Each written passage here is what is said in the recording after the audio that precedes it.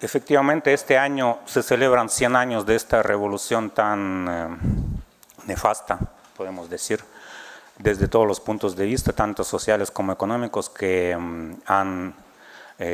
se han descubierto a través de estos 100 años. Solo que para comenzar, la conferencia se titula 100 años de la Revolución Rusa, mitos y realidades del primer Estado socialista. Una pequeña aclaración que ya hice a los organizadores de esta semana, que me parece fabuloso y nos siguen en YouTube, en vivo desde todo el mundo, me consta. Ya me han escrito varios preguntando por qué no hablo yo, si soy el único ruso de la universidad, como si fuera un ruso tendría que hablar solo por ser ruso, pero no. Sí nos siguen por todo el mundo y yo les dije a los organizadores que no me parecía el nombre de la revolución bolchevique. La razón por qué no me gusta este nombre no es que yo soy tan tiquismiquis con esos nombres, sino que el nombre de la revolución bolchevique lo puso la historiografía oficial soviética. En realidad, ahorita vamos a ver en mi presentación, en mi conferencia, la revolución de 1917, que se va a cumplir el 7 de noviembre de este año, dentro de 2 semanas exactas, no fue bolchevique, no fue proletaria por una sencilla razón. Prácticamente no existía el proletariado en Rusia en aquella época. Y el nombre bolchevique le pusieron los historiadores de la historiografía oficial soviética, es decir, los propagandistas, ni siquiera los puedo llamar historiadores, como un detalle que llevó a Rusia, el país más grande del mundo en aquella época y ahora, a establecer el primer Estado socialista a través del partido bolchevique. Dicho con otras palabras, fue una manipulación historiográfica para mostrar, para justificar ante todo el mundo y sobre todo ante toda la población de la propia Rusia de aquella época, que la revolución fue bolchevique. Y no es así. Bueno, la revolución de 1917, del 7 de noviembre, y siempre mi pregunta tradicional, a ver si los que han venido a mis conferencias me la pueden responder, ¿por qué se llama de octubre si fue el 7 de noviembre? Si alguien se acuerda. Pues sí, ¿qué pasó con el calendario? Obviamente el calendario. Pero que hablen un poco más recio y... Hoy está el coronel, mi amigo coronel Vázquez, por cierto, sabe mucho también de las guerras y de revoluciones. Sí, efectivamente, antes del 25 de octubre, en Rusia fue el último país que tenía el calendario juliano, gregoriano ahora, juliano en aquella época, que se diferenciaba del gregoriano con 13 días en aquella época. O sea, cada año se cambiaba la fecha. Pero la revolución del 25 de octubre, que aquí en el occidente era el 7 de noviembre, fue el cambio también del calendario antiguo juliano al calendario gregoriano, es decir, se acostaron a dormir el 25 de octubre, se despertaron el día siguiente, el 8 de noviembre, por el cambio de calendario.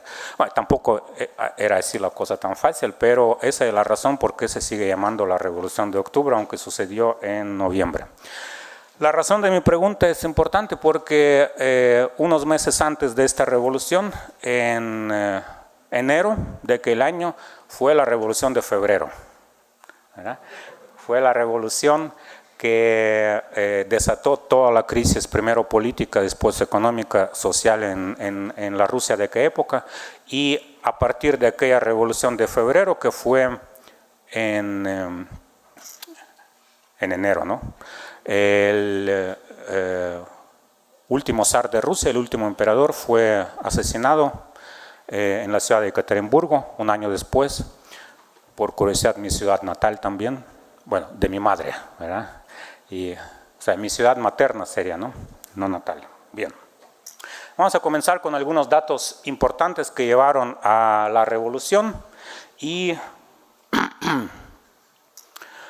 aquí no lo tomen muy a pecho, pero trataré de justificar la revolución primero, porque la revolución sí era necesaria. Y hago una aclaración previa a la presentación también, a esta diapositiva.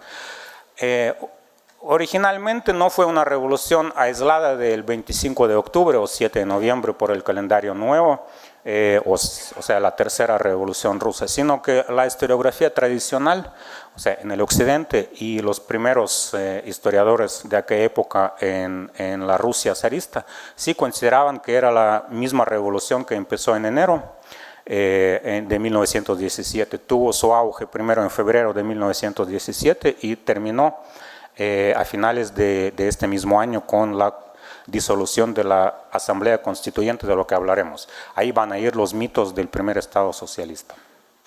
Bueno, la revolución en sí, como dije al principio, no era burguesa, no era proletaria, sino que era revolución burguesa, como todas las revoluciones anteriores a esta, por una sencilla razón. Rusia era prácticamente el último país con el sistema económico ya prácticamente feudal, aunque no era feudalismo al 100%, pero sí muy cercano a esto. Y no estaba ni siquiera cerca del capitalismo, ni cerca de ningunos indicios capitalistas que permitieran decir que fue una revolución proletaria. Recuerden los que estudiaron a Marx y los que lo leyeron o habrán oído hablar de él o de sus teorías, que la revolución proletaria la tienen que hacer los proletarios. El proletariado es la base del régimen económico basado en la generación del capital, o sea, el capitalismo, según Marx, ¿verdad? Es decir, el capitalista va a abusar, coronel, ¿qué tal? El capitalista va a abusar del proletario para que el proletario sea su prácticamente esclavo, como dice Marx, para que le genere el capital. Rusia estaba muy lejos todavía ni siquiera de este sistema descrito por Marx, aunque también habría que ver en qué se equivocó Marx al describir este sistema capitalista. Eso ya vengan en mis otras conferencias, de eso hablaremos en otra ocasión. Pero hay algunos datos preocupantes que llevaron a esta revolución tan necesaria para la sociedad rusa en 1917. Primero, recordemos que fue auge de qué guerra se trata, ¿se acordarán? Primera Guerra Mundial, claro. Rusia era una de las partes participantes en esta guerra y el 80% del presupuesto nacional, según los datos más modestos, puede ser que más incluso, se destinaba a la guerra. Y lo peor es que no se veía el fin de esta guerra y no se veía ninguna posibilidad de que Rusia y sus aliados la ganaran con la participación de Rusia en este conflicto. Para septiembre de 1917 se habían cerrado más de 800 fábricas. Para un país que de por sí tenía industria muy naciente, cuya economía se basaba en la agricultura, más que nada, 800 fábricas es una cantidad no, es una gran cantidad, es una cantidad importante. Y eso significa que los trabajadores de estas 800 fábricas quedaron sin trabajo y no es lo principal tampoco, aunque importante. También los dueños de estas fábricas perdieron tanto el capital que habían invertido en estos negocios como cualquier posibilidad de seguir progresando y seguir generando tanto los recursos como fuentes de trabajo. Es decir, perdieron todos en esta situación. Por lo tanto, la producción industrial muy naciente, muy pequeña de por sí, cae un 36% para septiembre de 1917.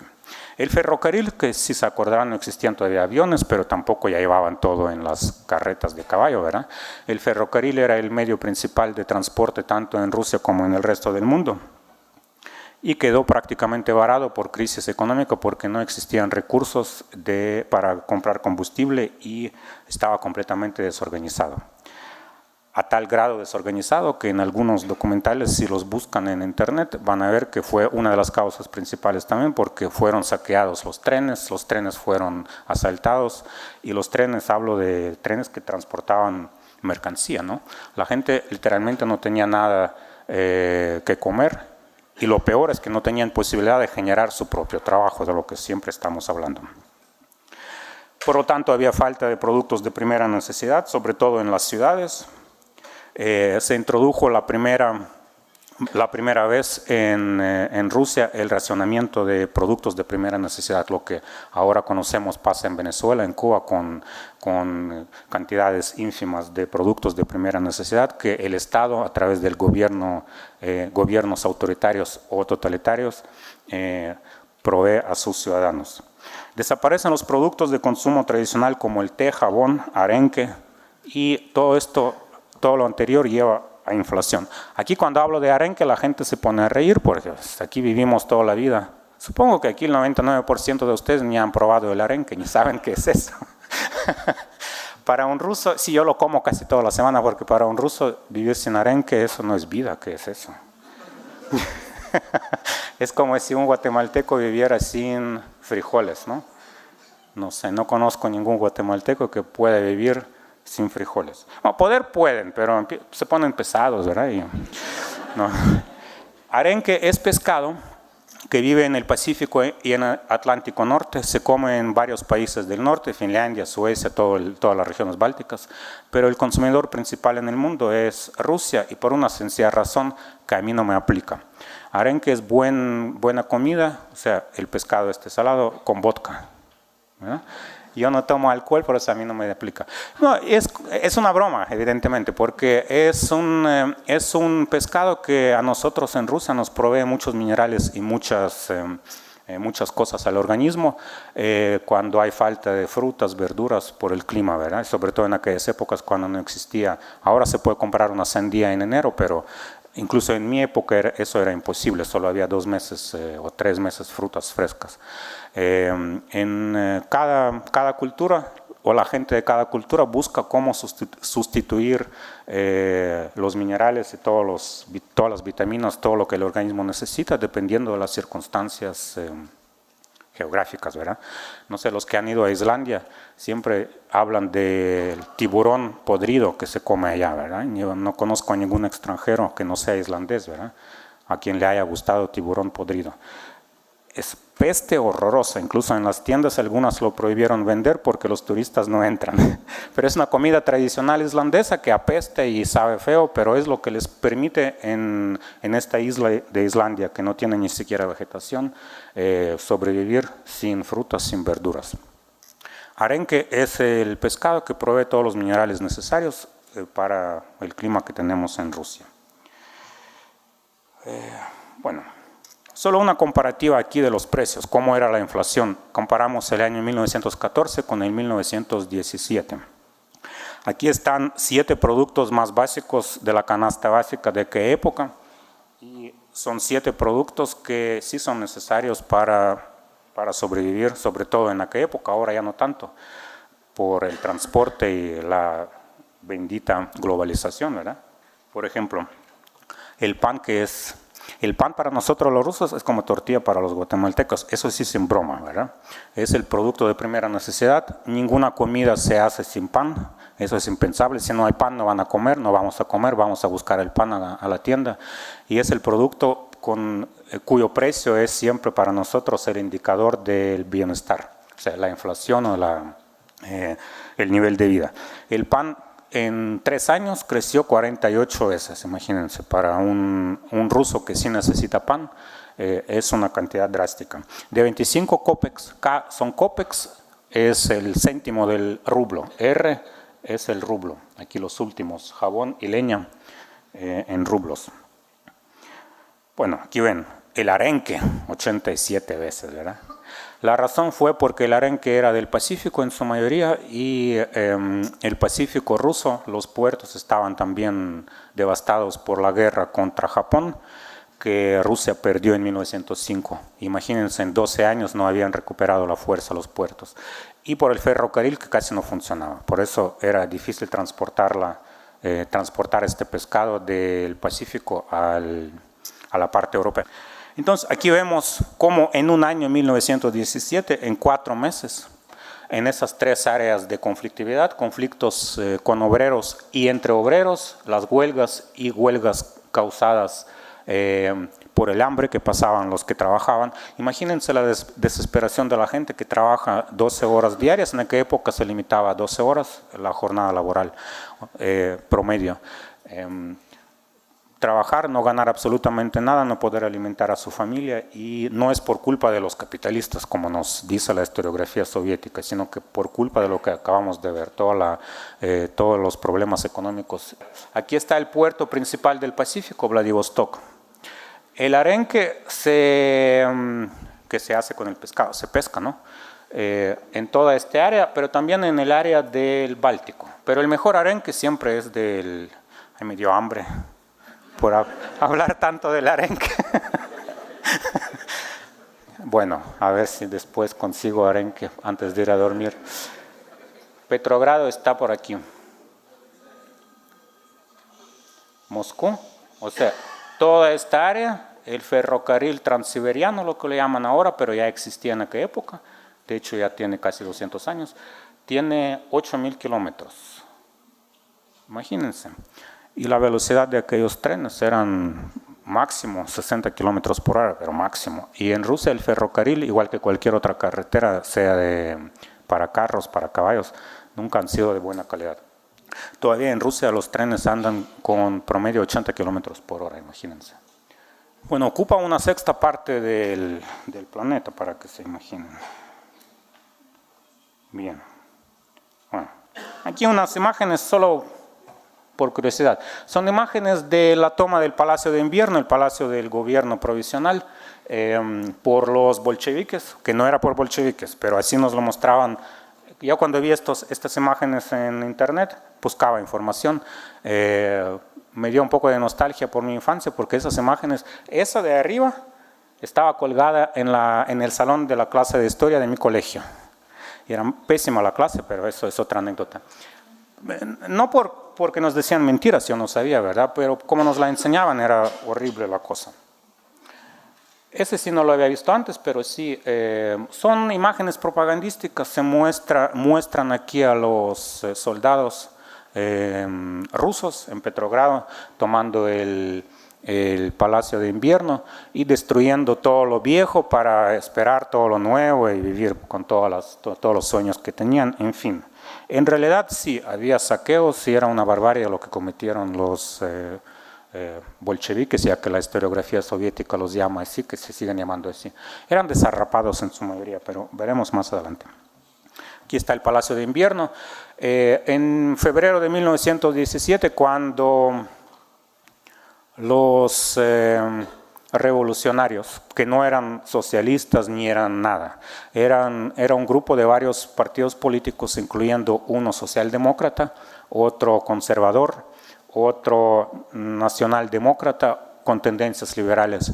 Estos partidos formaron el gobierno provisional. Cuando el zar firmó la abdicación, la firmó ante este gobierno provisional que la recibió. Por eso establecieron el gobierno provisional para preparar la Asamblea Constituyente, que tendría que ver lo que ahora en Venezuela intentan hacer, pero en Rusia en aquella época se estaba haciendo bastante bien el asunto de la convocatoria a la Asamblea Constituyente, que tenía que representar a todos los partidos políticos, incluyendo a los comunistas, que todavía no se llamaban comunistas, a todas las clases productivas, campesinos, obreros, etc. Pero al final nunca llegó a esta asamblea, porque fue disuelto también el gobierno provisional. Este Palacio de Invierno está en Petrogrado, en Petersburgo actualmente, y fue la sede del gobierno. ¿Por qué, se preguntarán algunos, estaba en Petersburgo? Porque Petrogrado en aquella época era la capital de Rusia, no era Moscú. Moscú hasta los años 20 era una ciudad, la ciudad más grande de Rusia, pero era del tipo de aldea grande, con 80% de edificios de madera que se quemaban constantemente, las calles sin asfaltar. Todavía a principios de los años 20 prácticamente tiraban todos los desechos a la calle, como en la Europa medieval. ¿Se acuerdan, verdad? Que solo abrían la ventana. Edificios tan bonitos y no construían baños ahí. Lo mismo en Rusia, pero ni edificios eran bonitos en Moscú. Petrogrado sí, era la ciudad más civilizada. Aquí ya descargué todo mi disgusto contra Moscú, ¿verdad? Como yo no soy de Moscú y como persona normal, en todos los países los que no viven en las capitales detestan sus capitales. En mi caso sí es así, yo no me gusta Moscú. Lenin. Aquí dice Lenin con peluca y maquillaje. Me gusta. La frase no la puse yo, así la encontré en internet. Pero sí, tiene razón, era para esconderse, ¿no? Pasar desapercibido con toda la turbulencia que estaba pasando. Y aquí su primer discurso, el 25 de octubre, el discurso que pronuncia Lenin dirigido a los soldados, los marinos y toda la chusma que se reunió Era chusma, desarrapados, chusma en el sentido marxista, lumpen proletariado, ¿verdad? Los parásitos de la sociedad. No todos, pero la mayoría, los que estaban ahí. Ante ellos pronunció Lenin el discurso y eso trajo consecuencias nefastas. Recuerdo a las imágenes que vimos que eran propagandísticas, ¿verdad? Aquí se ve tan bonito, destruyen las figuras del zar y de los militares, pero en realidad era un saqueo terrible.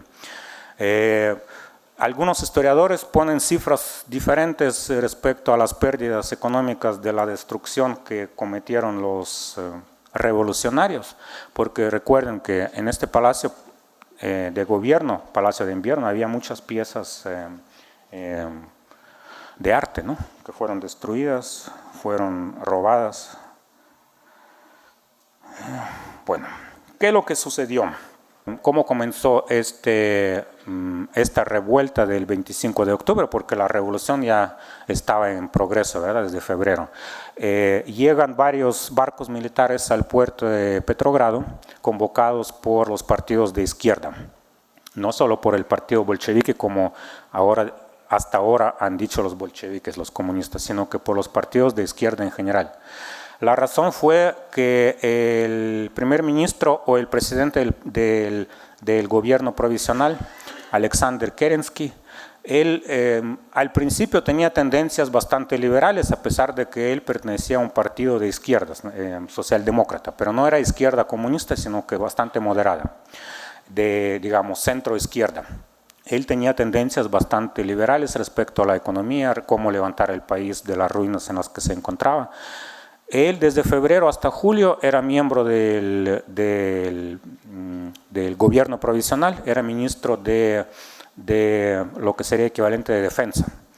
Pero sí, respecto a la defensa, respecto al ejército, a la guerra, él pertenecía al ala dura del gobierno.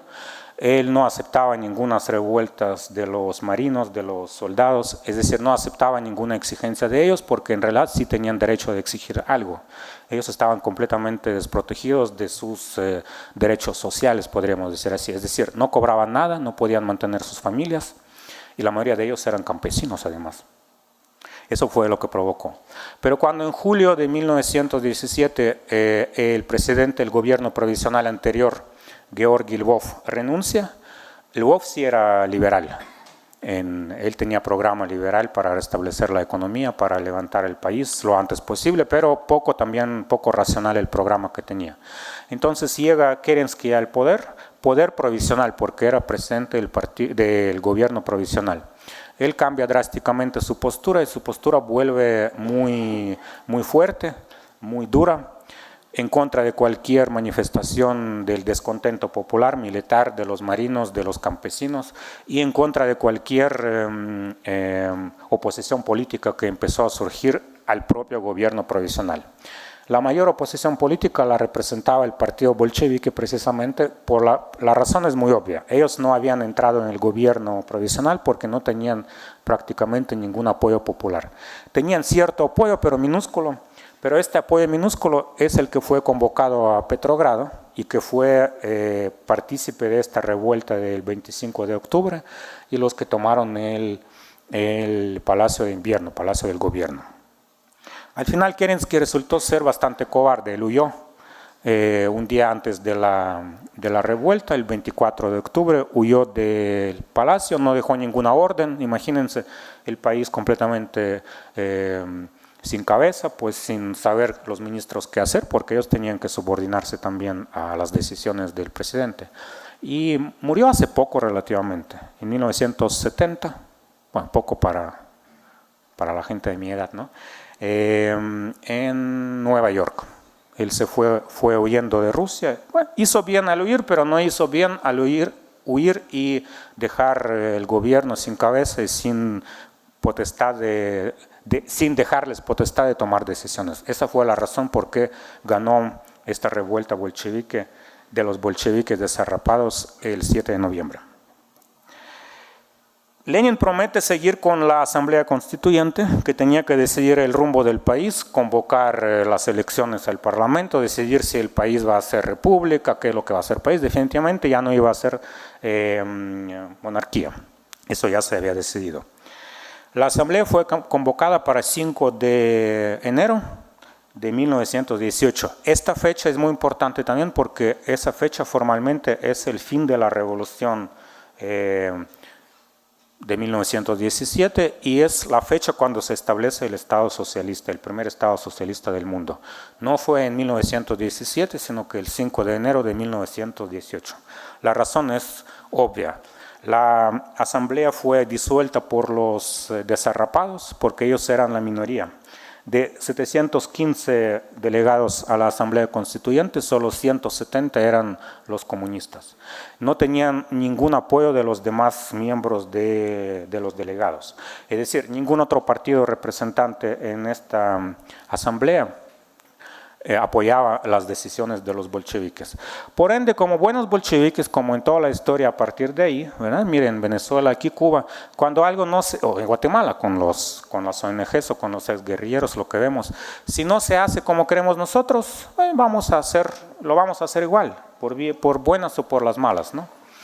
Es lo que hicieron los bolcheviques, convocaron a una de las sesiones de la Asamblea Constituyente, llamaron ellos a los desarrapados, y les dieron armas. En la entrada al Palacio de la Asamblea Constituyente les entregaron armas.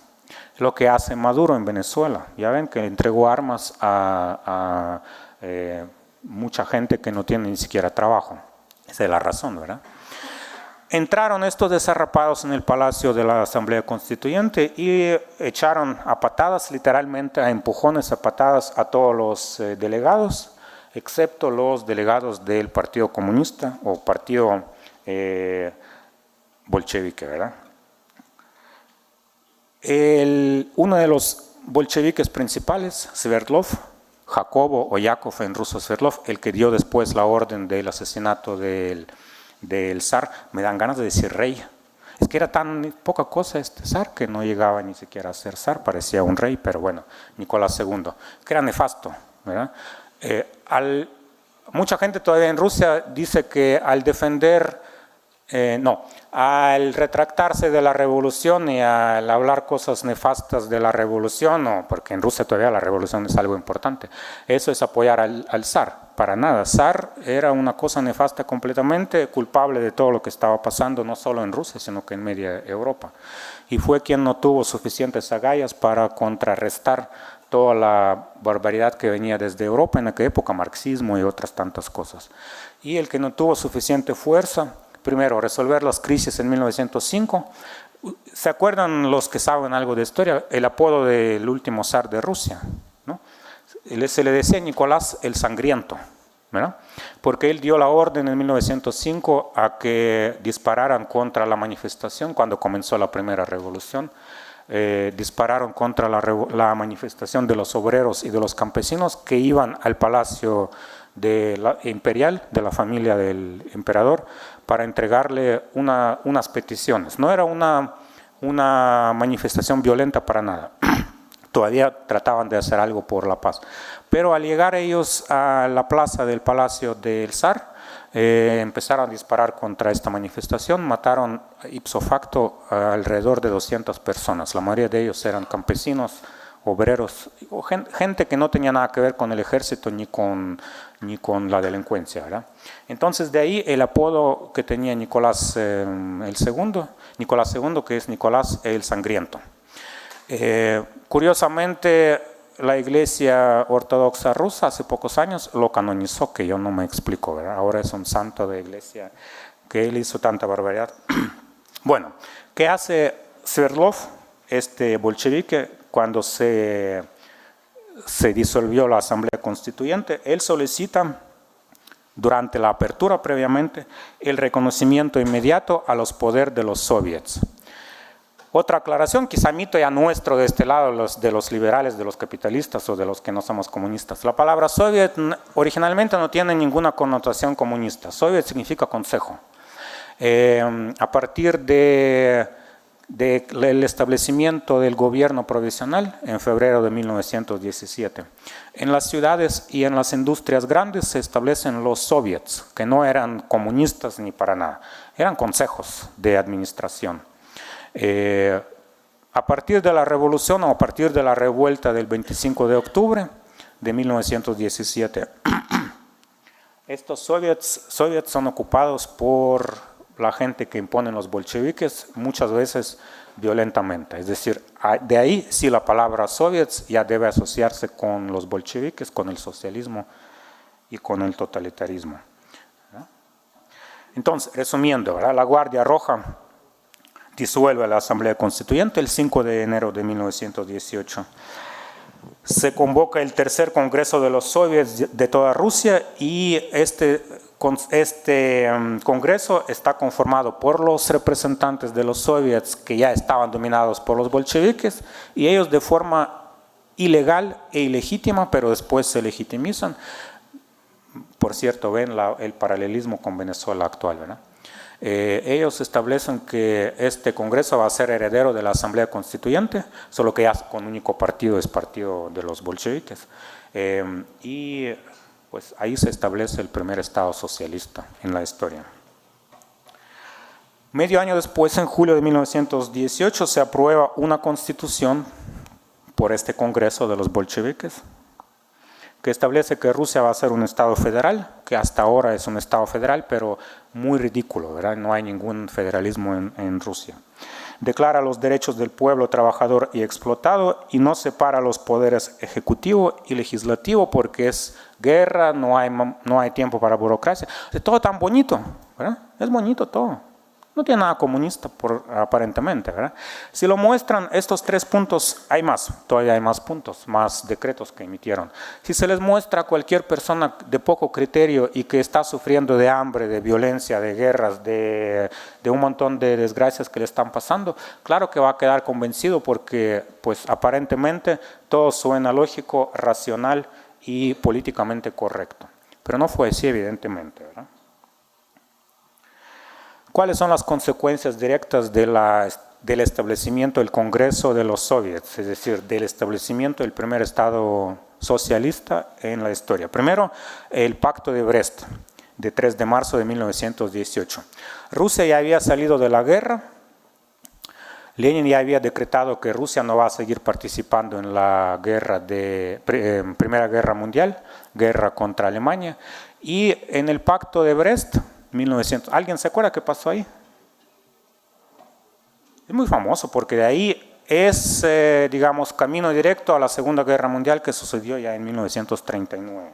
Rusia fue excluida de todos los tratados posteriores, es decir, por ejemplo, en el Tratado de Versalles, más tarde cuando Alemania se capitula ante los países vencedores, Rusia no se toma en cuenta. Rusia había salido de la Primera Guerra Mundial y no tiene derecho ni a las reparaciones, ni a voz ni voto respecto a Alemania en aquella época. Eso dio quizá una de las razones también cómo se estableció posteriormente y por qué se estableció posteriormente el Estado totalitario nacional socialista en Alemania, ¿no? Se implanta una política de hierro mientras dura la guerra, porque comienza la guerra civil en Rusia, ahí termina la guerra con Alemania, o sea, toda la desgracia que ni nos imaginamos en estas épocas actuales. Se establece una política de hierro que incluye tanto los aspectos sociales como económicos como políticos de toda índole.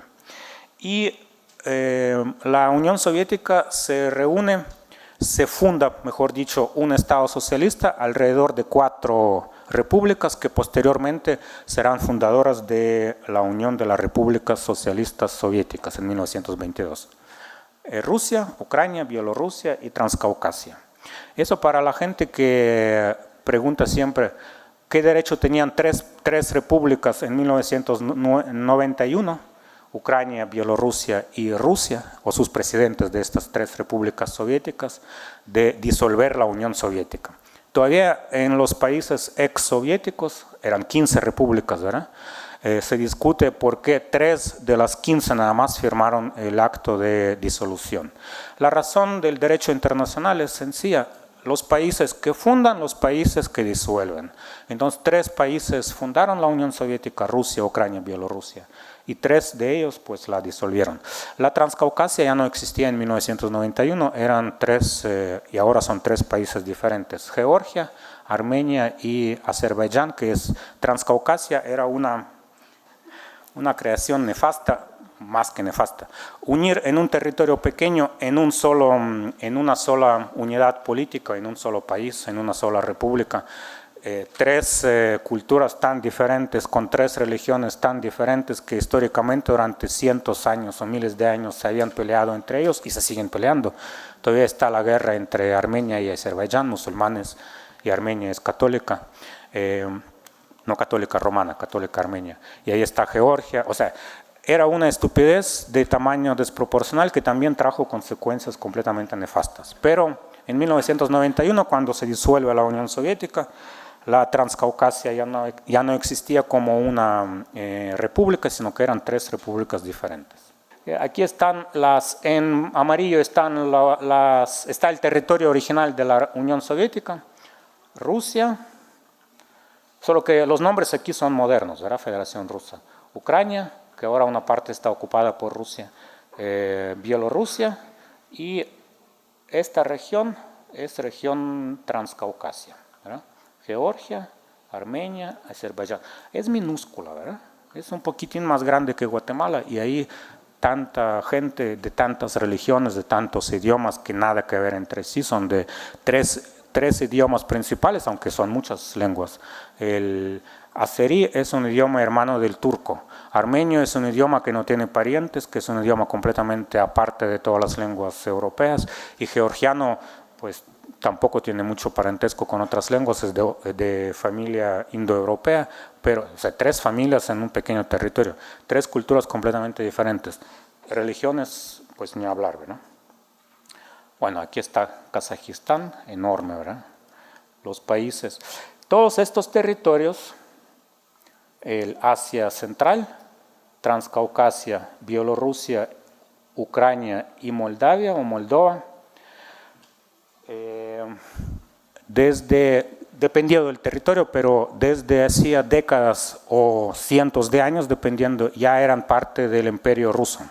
Rusia era un imperio con sus colonias y era una de las potencias coloniales más importantes del siglo XIX, pero a diferencia, por ejemplo, de Gran Bretaña, de Bélgica, de España, no tenía colonias de ultramar, sino que ocupaba los países vecinos, ¿verdad? Tenía en la vecindad todos los países. En 1918, los soviets, o sea, el Congreso de los Soviets, les da a todos estos países.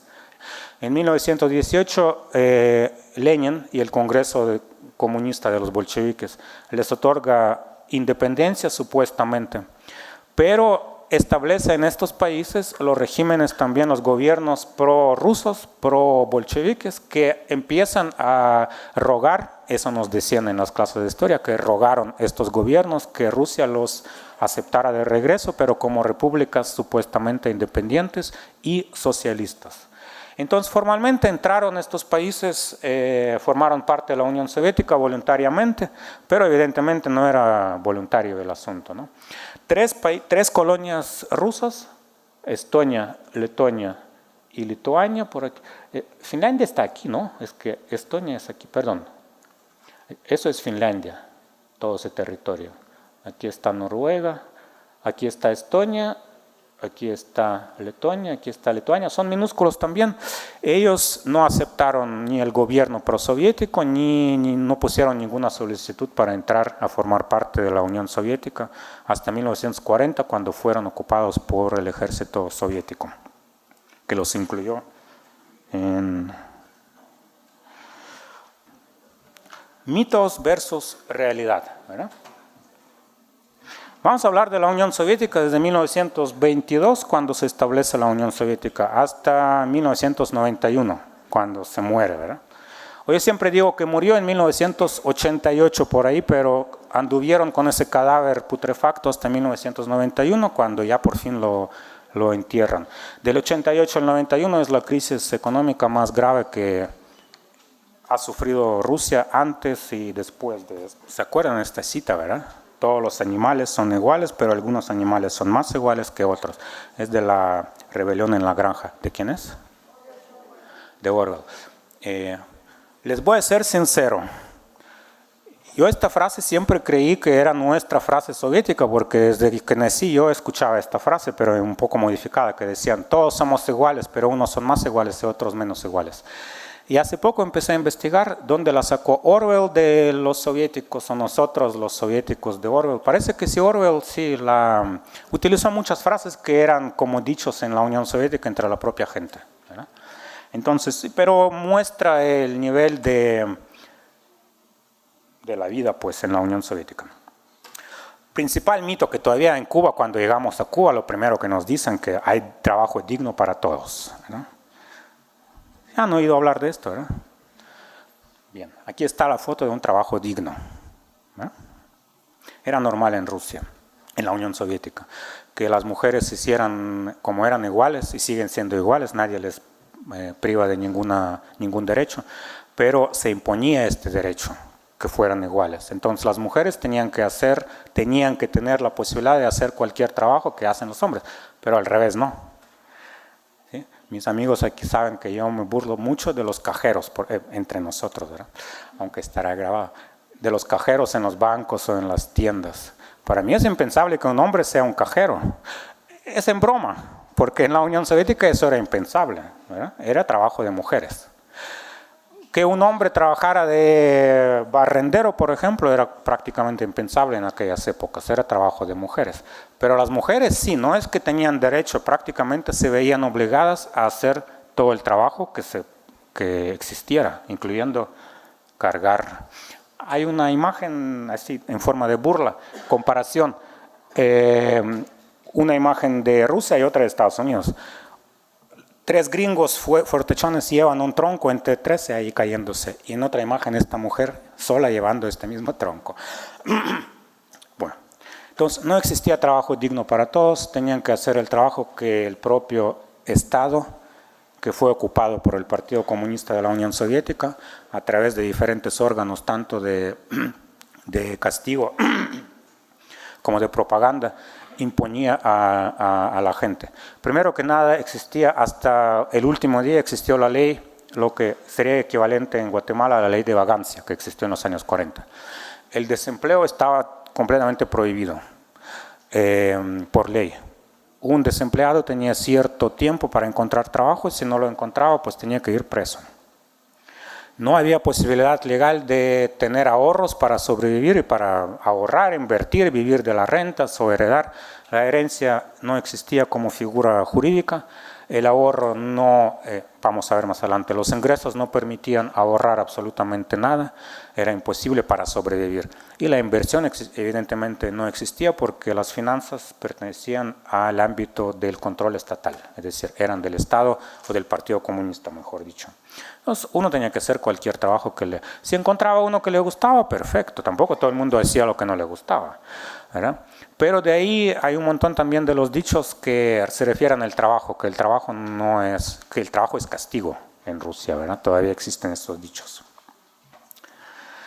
Vivienda gratuita y digna, ¿verdad?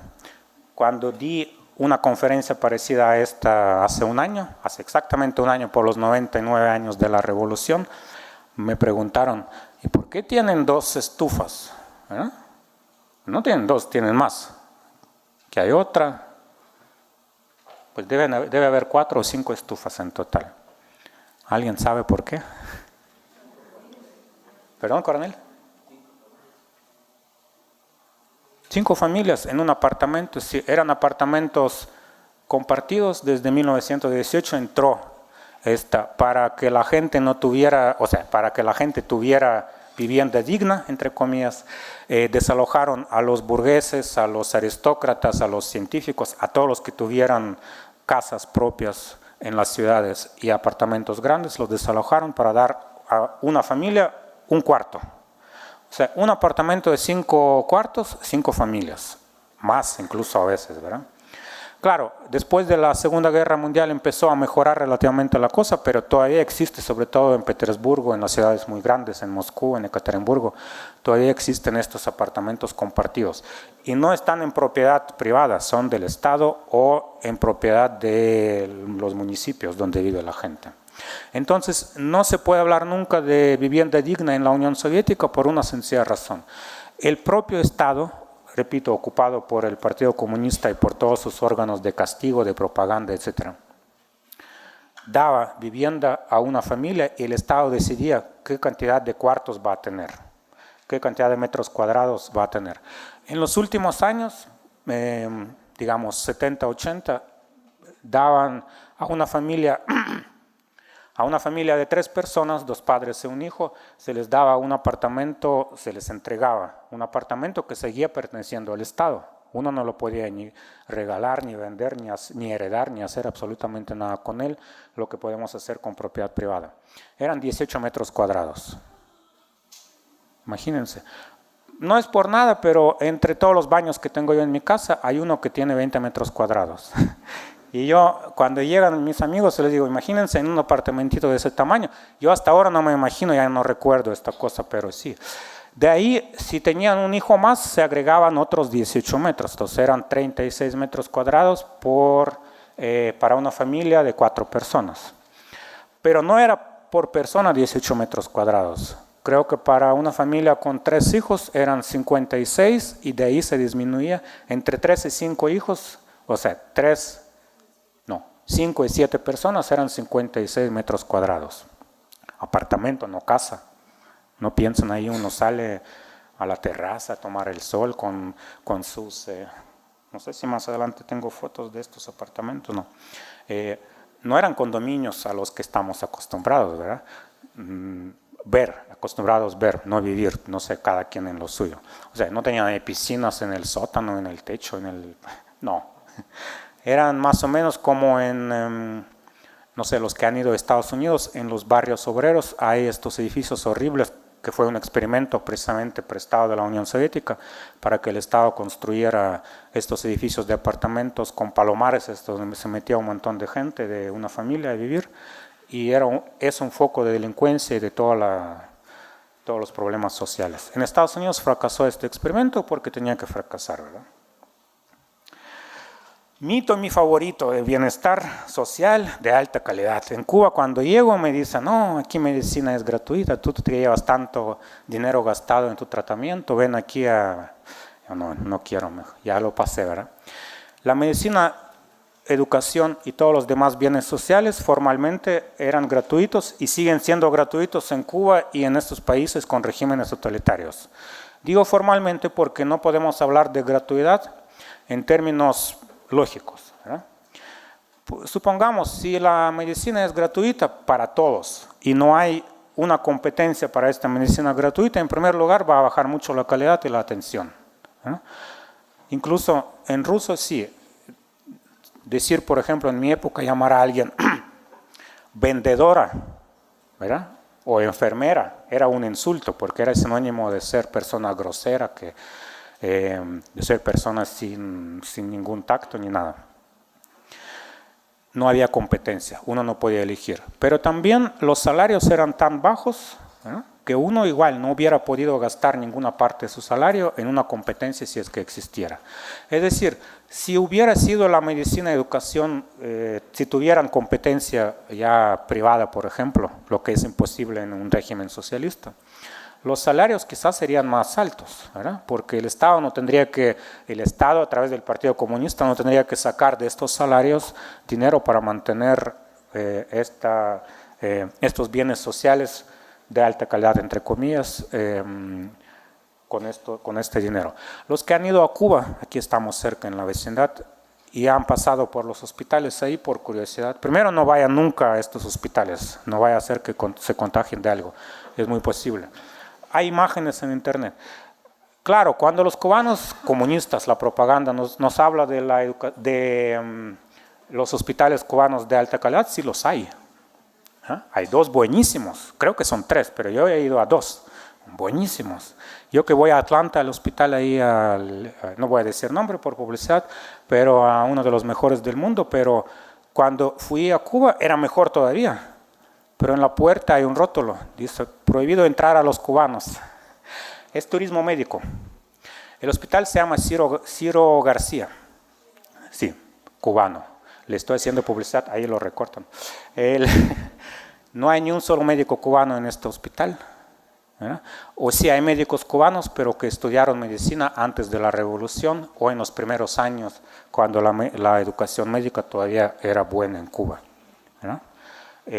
Eso son 2 o 3 hospitales para el turismo médico que tiene equipo de punta, que tiene médicos contratados de otros países, médicos reconocidos, muchos llegan ahí por un tiempo y se van, y les pagan un dineral, pero son hospitales muy caros para los extranjeros. El gobierno cubano ahí es su forma de ganar dinero.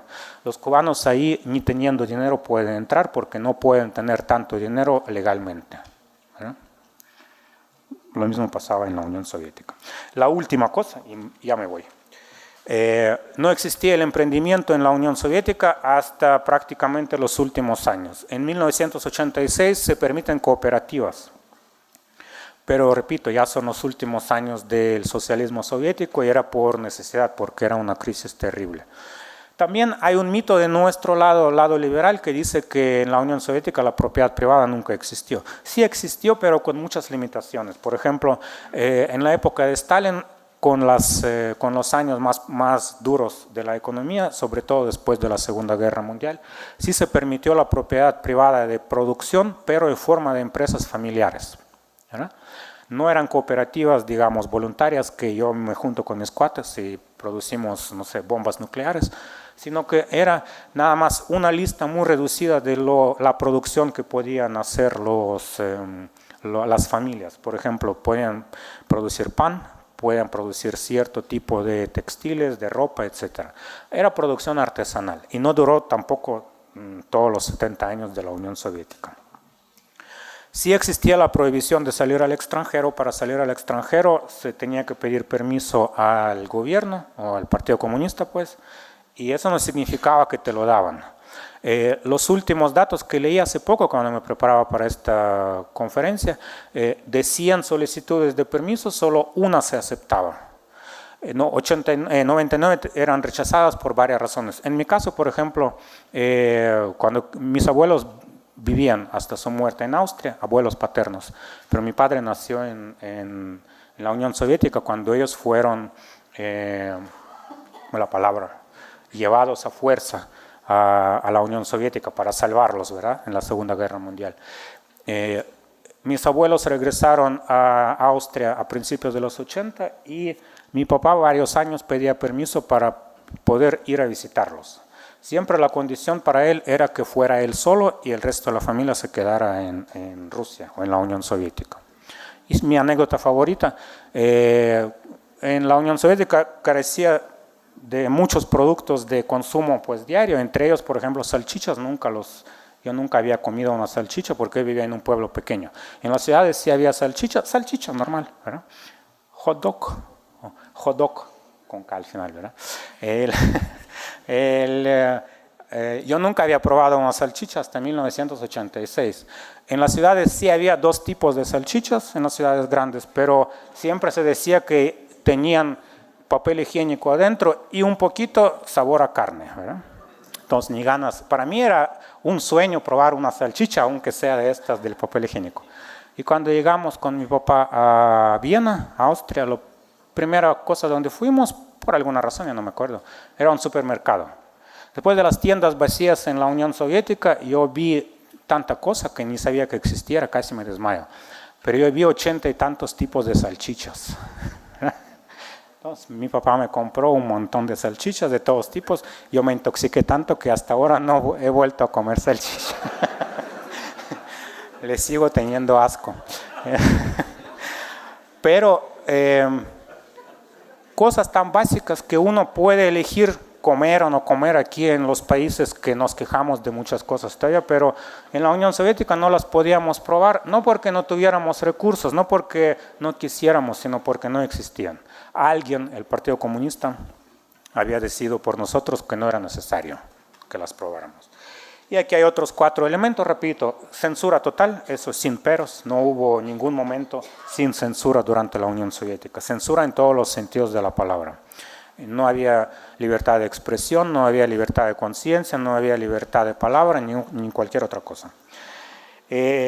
Todo esto había provocado envidia generalizada y delataciones entre los familiares incluso, ¿verdad?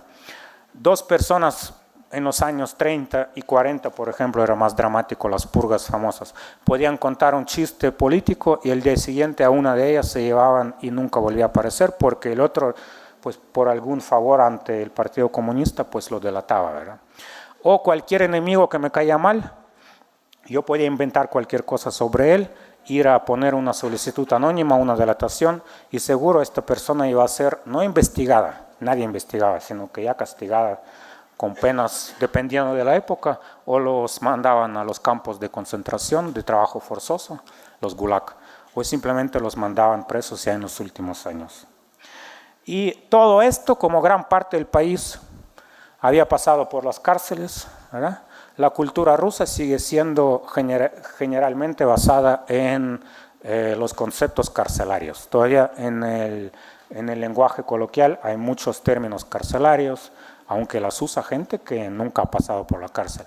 Hay muchos conceptos culturales propiamente que pueden provocar pues aberración en cualquier persona normal que no conoce estos detalles.